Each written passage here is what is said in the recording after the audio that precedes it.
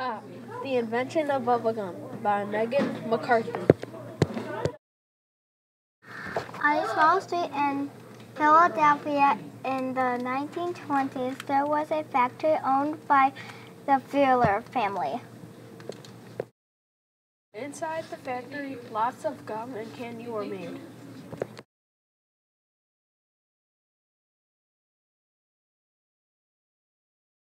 Working upstairs was a young accountant named Walter Deemer. His job was to add numbers and balance budgets. He knew lots about math, but not much about gum. There wasn't enough space in the building, so a new experimental laboratory was moved into the office next to Walter's. In came lots of breakers and pots and tubes. What could be going on? The big secret was that the company was trying to make a new kind of gum. Chewing gum had already been around for centuries. Men in top hats and women in puffy dresses chewed gum for fun and to cure things like stomachaches. The ancient Greeks chewed the sap of the mastic tree.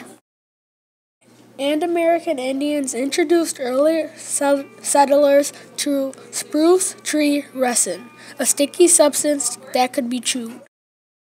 Oh, gum wasn't that exciting, but what if gum chewers could blow bubbles?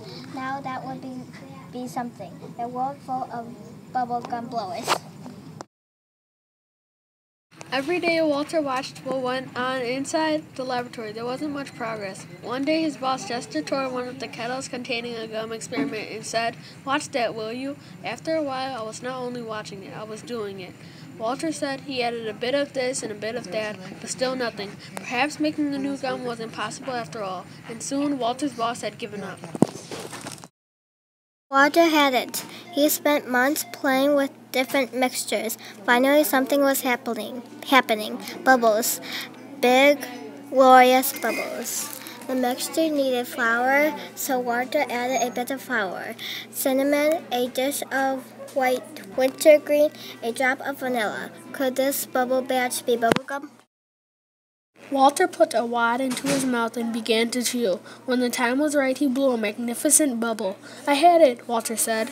Excitedly, he passed out the mixture for his co-workers to try. We were blowing bubbles and prancing all over the place. Only the next day, the mixture was as hard as a rock. It wouldn't blow a bubble worth a darn. But Walter didn't give up. Back to work he went after many more months of adding this and that. Top secret ingredients he would never share. Walter found what he was looking for. It bubbled and popped. Could this batch finally be bubblegum? To finish off his grand creation, he needed some color. Pink coloring was the only one I had at hand, said the inventor, so in it went. A batch was cut into pieces and 5 pounds of it was brought to a local mom and pop store.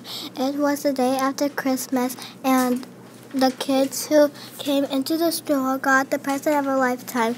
They were the first people in the world to try bubblegum that worked. That day, Walter gave lessons on how to blow bubbles. Everyone loved bubblegum. When the kids discovered what it could do, it sold out that afternoon, Walter said.